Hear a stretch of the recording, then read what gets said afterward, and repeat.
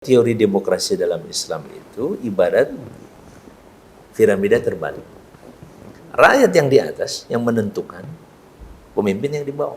Tapi setelah fitnah kubro itu masalahnya, ketika Ali bin Abi Thalib berpindah kan kemudian kepada Muawiyah, di situ terjadi masalah. Itu yang jadi masalah kemudian. Menurut Prof gimana tuh? Lah ya.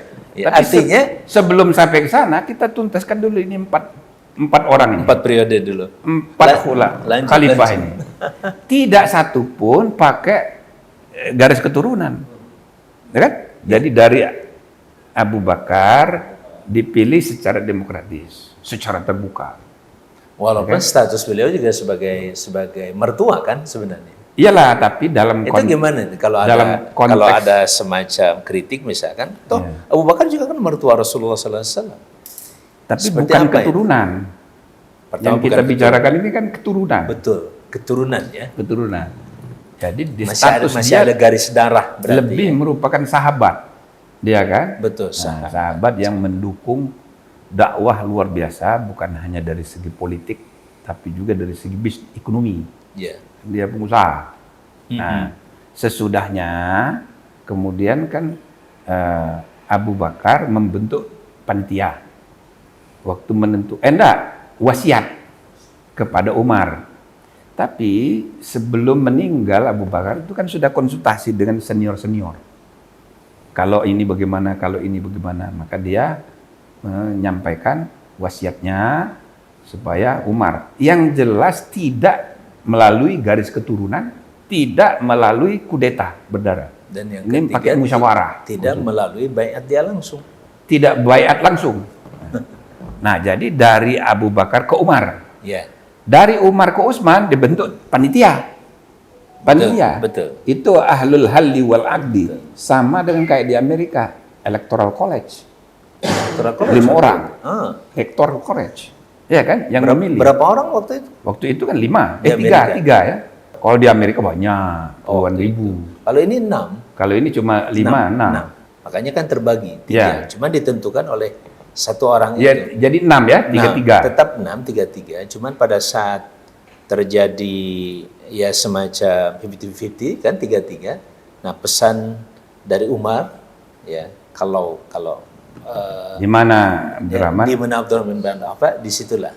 Nah, jadi itu kayak Electoral College, panitia. Menarik.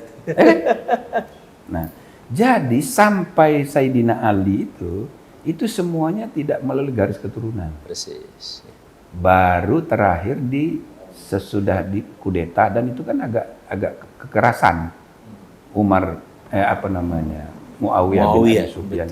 Terjadi dan perang. Sesudah itulah menjadi penyimpangan terjadi karena dia jadi meneruskan garis keturunan. Nah, sehingga para ulama kan ada hadis Nabi Sahih mengenai Khulafaur Rasyidin. Tapi Rasulullah kan tidak menyebut berapa orang dan siapa namanya Khulafaur Rasyidin.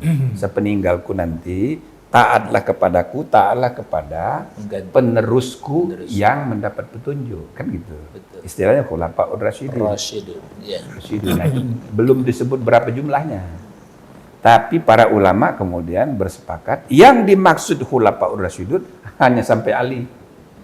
Maknanya tidak diakui Muawiyah dan seterusnya itu sebagai dalam sistem pemerintahan. Iya. Tapi dia tetap penerus. Ada yang lebih tegas, Prof. Bahasanya Malikan Adhan. Nah, sampai begitu. Raja yang menggigit. Nah, jadi bahkan sudah mulai sejak saat itulah Muawiyah itu menyebut dirinya Khalifah Allah. Bukan hanya Khalifatur Rasul. Kalau yang 4 ini Khalifatur Rasul.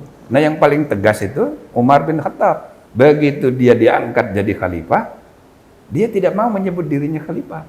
Tapi menyebut dirinya Amirul Mukminin. Kenapa? Karena dia bukan Khalifatur Rasul. Khalifatur Rasul cuma Abu Bakar. Abu Bakar yang langsung. Artinya makna Khalifatur Rasul waktu itu belum ajak.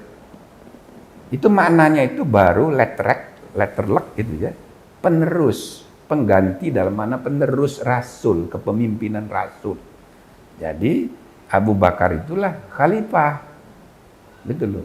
Nah, di kemudian hari ini dikaitkan dengan khalifatullah di Al-Quran.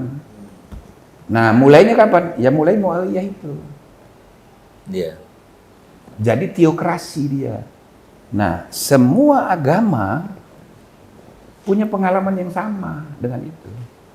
Iya. Kristen, Yahudi, Hindu, Raja Dewa, Raja Pendeta, sama. Jadi itu kecenderungan umum semua agama, semua peradaban.